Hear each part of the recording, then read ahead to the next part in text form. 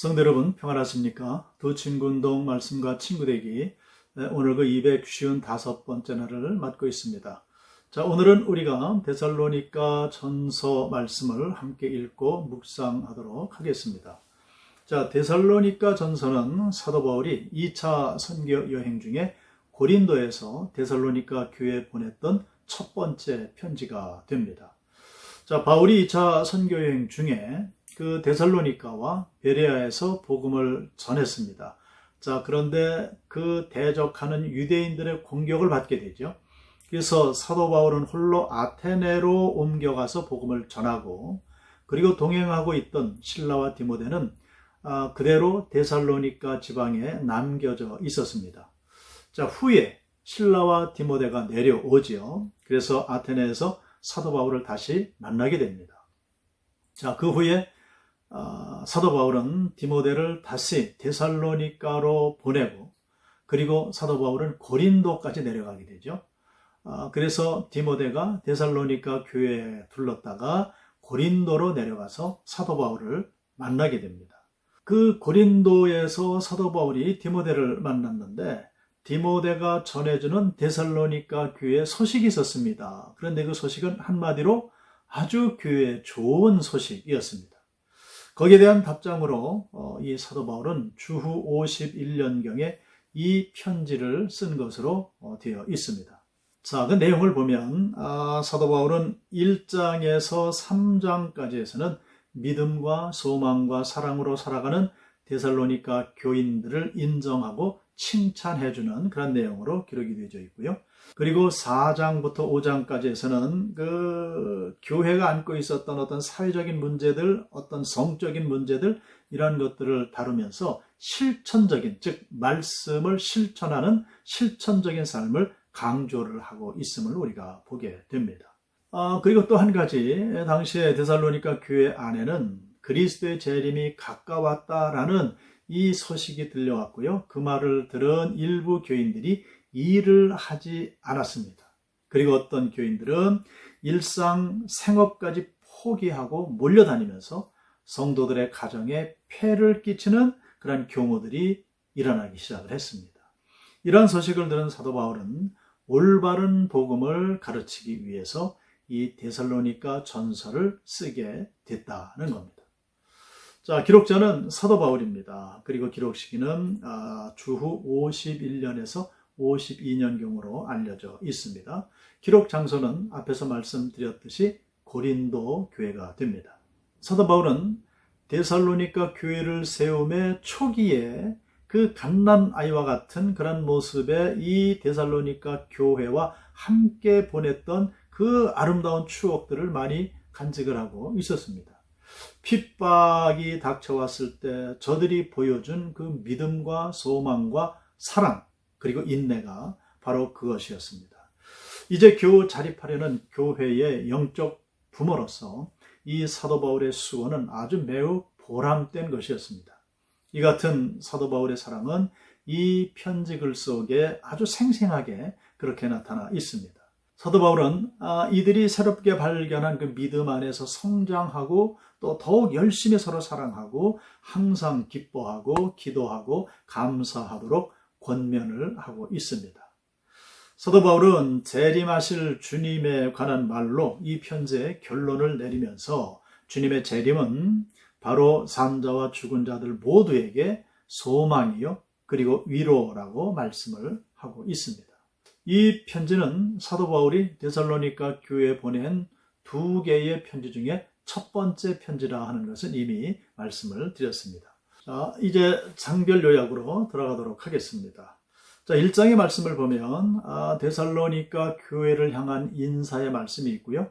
그리고 데살로니가 교회 교인들의 그 신앙에 대해서 사도 바울이 거론하고 있는 그런 모습을 봅니다. 데살로니가 교회는 믿음의 역사와 사랑의 수고와 그리스도에 대한 소망의 인내를 가진 그런 교회였습니다. 매우 중요한 덕목을 사도 바울이 이야기를 하고 있죠.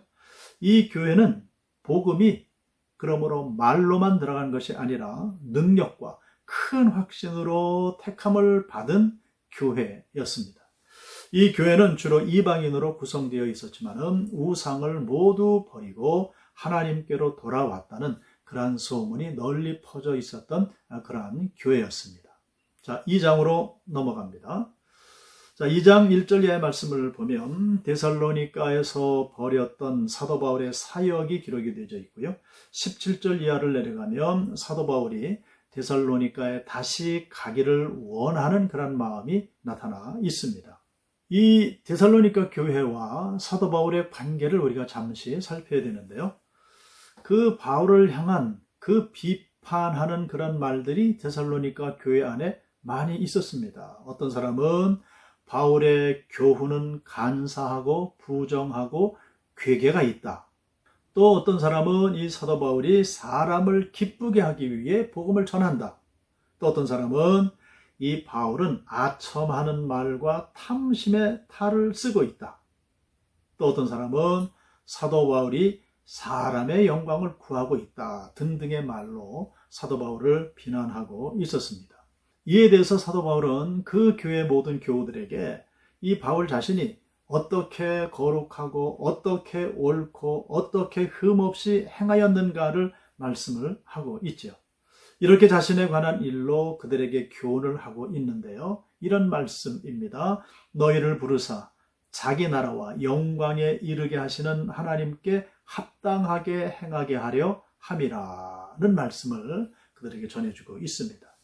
데살로니가 교회 교인들은 이와 같은 사도 바울의 말씀을 이제 받게 되는데 놀라운 사실은 그 말씀을 하나님의 말씀으로 받았다는 겁니다. 사도 바울은 데살로니가 교회를 방문하지는 못했지만은 자기 사랑하는 동역자 디모데를 파송을 하게 되죠. 그것은 저들을 더욱더 주 안에서 굳게 하고 믿음에 대해서 위로하고 그리고 누구든지 이 여러 환난 중에 요동치지 않게 하려는 그 바울의 계획함이 있었던 거죠. 사도 바울은 디모데에게서 데살로니가 교회 교인들이 그리스도에게 충성을 다한다는 보고를 듣고 크게 기뻐하였다라고도 기록을 하고 있습니다. 3장으로 넘어가겠습니다. 자, 3장 1절 이하 모든 말씀을 보면 디모데의 데살로니가 교회 방문 소감에 대한 사도 바울의 회답이 있습니다. 자, 디모데가 가지고 온 교회 소식은 데살로니가 교회 교인들이 신앙생활에 남다른 열심을 보인다는 것이었습니다. 이에 사도 바울은 그들의 믿음을 칭찬하고 그리고 격려할 필요성을 느끼고 이 3장의 본문을 썼던 겁니다. 자, 4장부터는 데살로니가 전서의 후반부가 시작이 되게 됩니다. 먼저 종말에 합당한 성도의 자세를 언급을 합니다. 그것은 곧 성적 순결 3절로 5절입니다. 형제사랑 6절, 9절, 10절입니다. 그리고 일하기를 힘쓰는 생활, 이런 것들이 성도의 자세임을 언급을 하고 있습니다. 자, 이것은 마태복음 24장에서 이미 예수님께서 강조하신 그 주님의 교훈과 궤를 같이 하고 있는 그런 말씀이죠. 한편 4장 13절로 18절에 이른바 휴고에 대한 그 기록이 나타나는데요. 마지막 때 그 종말시에 각 개인에게 일어날 상황을 이렇게 설명을 해주고 있습니다.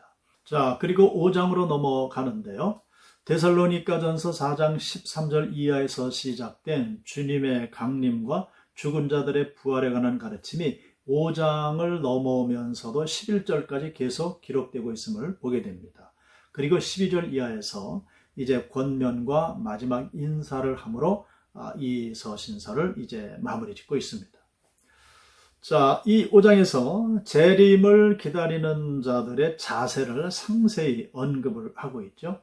그것은 재림의 시기는 어느 누구도 알 수 없으므로 성도들은 신랑을 기다리는 슬기로운 처녀와 같이 항상 긴장하는 자세로 살아가야 한다는 말씀을 하십니다. 한편 마지막 인사에서 주님의 강림이 언급된 것은 당시에 박해를 받고 있던 교인들에게 소망을 주기 위한 그러한 위로의 말씀임을 우리가 여기서 깊이 깨닫게 됩니다. 기도하겠습니다. 사랑과 은혜가 풍성하신 아버지 하나님, 데살로니가 교회 소식을 들은 이 사도 바울은 많은 좋은 소식들도 있었지만은 주의 강림과 죽은 자들의 부활에 관한 말씀으로 마구 흔들리는 데살로니가 교회 교인들의 모습도 역시 듣게 됩니다. 그들의 아름다운 소식에 대해서는 극구 격려하고 칭찬하고 축복하고 있지만은 그러나 흔들리는 믿음을 볼 때에 사도 바울은 마음 아파하며 저들에게 마지막에 일어날 주님의 재림과 그리고 말세를 살아가는 신앙인의 자세에 대해서 말씀을 해 주시고 있습니다. 아버지 하나님, 이 모든 말씀들이 우리의 삶에 오늘도 적용되어지게 하여 주시어서 아름다운 소식을 날마다 드러내고 증언할 수 있는 삶이 되게 하여 주시옵소서. 그리고 예수님의 재림이 점점 가까이 다가오고 있사온데 긴장된 마음, 긴장의 끈을 놓지 않게 하시고 구원받은 하나님의 백성들답게 살아낼 수 있는 우리의 모든 삶이 되게 하여 주시옵소서. 예수 그리스도의 이름으로 기도드리옵나이다. 아멘.